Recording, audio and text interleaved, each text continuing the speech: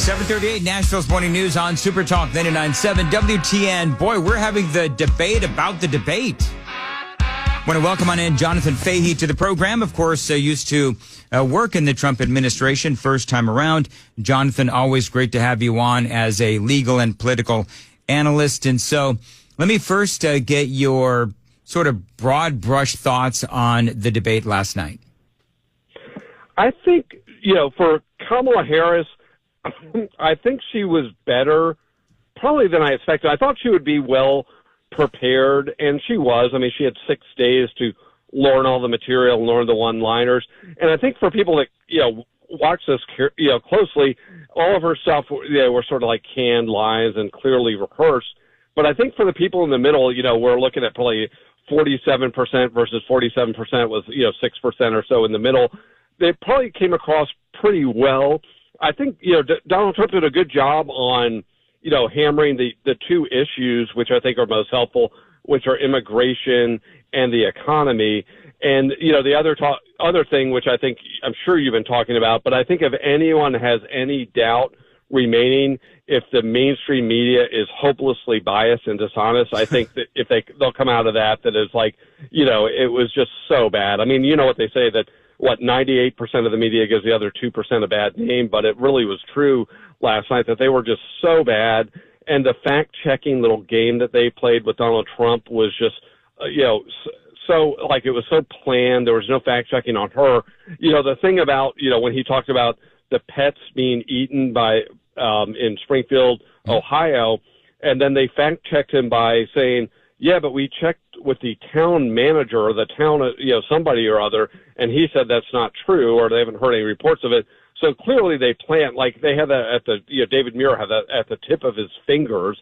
So clearly that was a planned, fact check, because you wouldn't normally have that. And also the absurdity of that being a fact check. Oh, the town manager knows everything that's going on in the town. So, just ask him for everything. And Jonathan, I will say, completely discounting what other people have been saying in the town at the city council meetings. I think there was at one point a police report that was presenting kind of the same thing. But you see, here's the deal, is that for David Muir, and I said this earlier in the program, fine, if you want to fact check that, then why don't you start fact checking all of the other really horrific murders and rapes that have happened at the hands of these migrants, of these illegal aliens? The left, they're getting, all whatever about the eating of the cats. And it turns out perhaps it was not a Haitian. It was a woman from Canton, Ohio with mental illness. But the thing is, it's not about the cat. It's about overall all of these migrants that have been coming into our communities and wreaking havoc. And so if I'm Donald Trump and he tried to say this, forget about the cat. Let's look at what's happening in Colorado, in New York, in Los Angeles, in Canton, Ohio, in Springfield, Ohio, where all of these horrible things are going on. I mean, people are being beaten up, their properties being taken over, et cetera. So to me, that should be a pretty simple answer. They're trying to get Trump, right, I feel like, on a technicality. Yeah, exactly. And I think your point is great. This is a massive quality of life issue. And the quality of life for American citizens is decreasing because of the open borders policy. And I wish he kind of hit that harder, when Kamala Harris is saying, oh, we care about the middle class. Well, it's like, well, you don't care about the middle class when it comes to illegal immigration, because they are far worse off because of it. When you're talking about housing prices, when you had 10 million people coming into the country that didn't bring a house with them, that's increasing demand for housing, therefore increasing the prices. When wages are going down because people are competing, at certain levels, these are hurting American citizens. And you look at jobs gained, American citizens are not gaining jobs under this economy, but illegal aliens are doing quite well. But I think, I wish he sort of made that point a little stronger and a little more detailed with things like, Kamala Harris never called the parents of Rachel Moore, nor the family of Rachel Moore, and the parents of Laken Riley, the parents of Jocelyn Nungaray, any of these people that were brutally killed, they won't even acknowledge it. And I wish he just hammered away at some of these specifics, because the truth of it is, and it's really inarguable, that the American people are worse off because of massive illegal immigration. If you look at access to medical care, again, add 10 million more people, no new doctors, no new hospitals. What does that mean? There's less access to medical care for American citizens. Oh, yeah, 10, 12 million more people. What does that do to schools? Your schools are overcrowded, and you can't just solve that by writing a check. Because if your kids have an overcrowded school for 5 or 10 years, and then they have the new school built after your kids have already gone through the system and had lack of access to educators because all of the resources are devoted to the newcomers, as the Democrats call them, your child is worse off, and not just temporarily, but long term.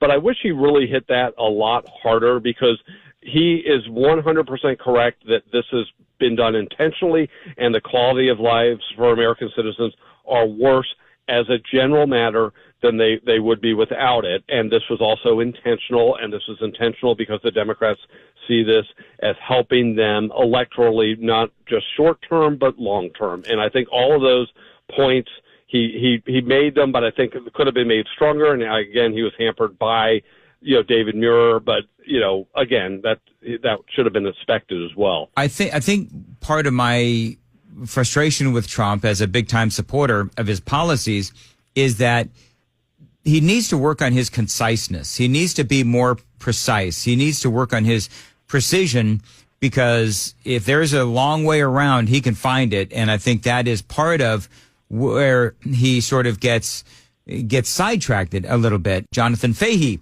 is joining us. And Jonathan, I know that you're in Virginia, I believe it is. So you obviously not listening to me here in Nashville, but one of the things that I've been doing all morning long is playing some of the lies that Kamala Harris told, because there are a lot. I'm going to be honest with you. I only got through about maybe 55 minutes of the debate, and I've pulled 15 different provable lies that Kamala Harris has told. If you've been watching TV today, you know, Jonathan, that the media is out there saying, oh, Donald Trump told 33 different lies and Kamala Harris didn't tell any. And if they were not lies, they were obfuscations. If they weren't lies or obfuscations, there were things that were taken completely out of context. I want to play one for you and get your opinion on it. She went down the road of Donald Trump and tax cuts. Economists have said that Trump sales tax would actually result for middle-class families in about $4,000 more a year because of his policies and his ideas about what should be the backs of middle-class people paying for tax cuts for billionaires. I mean, all you got to do, that is like a 5-second Google search, man. And economists will tell you that the Trump tax cuts helped everybody, especially the middle class. And some will even say that the millionaires and billionaires, they were helped the least during the Trump tax cuts, and she wants to allow them to expire. Yeah, exactly. And, she talked about the Trump sales tax, and I think that was her talking about tariffs will be like a tax on Americans. But, of course, she doesn't understand the full point. If you threaten tariffs and have some tariffs, it makes these other countries open up their markets because they don't want the tariffs, which was his point. But you're right. It's all of these lies. And if you look at it objectively, you're right. The middle class in America did better in terms of real wages, real wealth during the Trump administration than during the Harris-Biden administration or during the Obama administration. Real wages were actually rising, and it's like that. But the media again doesn't fact check her on this at all, and it's just so frustrating. But yeah, the other lies that the media should have been prepared if they really were going to fact check.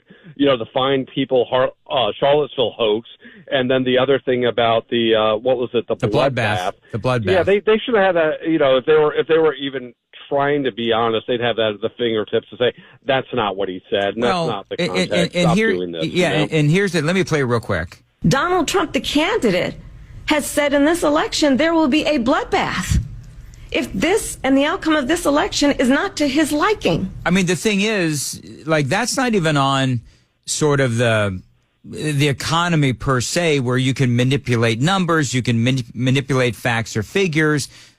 That was a literal lie because she was Donald Trump, as you know, was talking about lost jobs in the auto sector. And that's what he was talking about. She is saying that Donald Trump is going to, he's going to lose the election and then he's going to call for executions in the street. And that's not even close to what he was saying. And I think if David Muir or the other woman, the other moderator, nobody seems to remember her name, but if they had any modicum of journalistic integrity, they would have called Kamala Harris out, and they didn't. Jonathan, I got another minute. Why don't you go ahead and say your piece on the debate, including whether or not you believe that Donald Trump should agree to another debate? He should definitely do another debate. He'll be better in the second debate as well, and I think he needs to hammer the issues that win for him. He wins on the issues, and the issues that win for him are immigration, the economy, and crime, and sort of quality of life things. And he needs to go in and hit those again.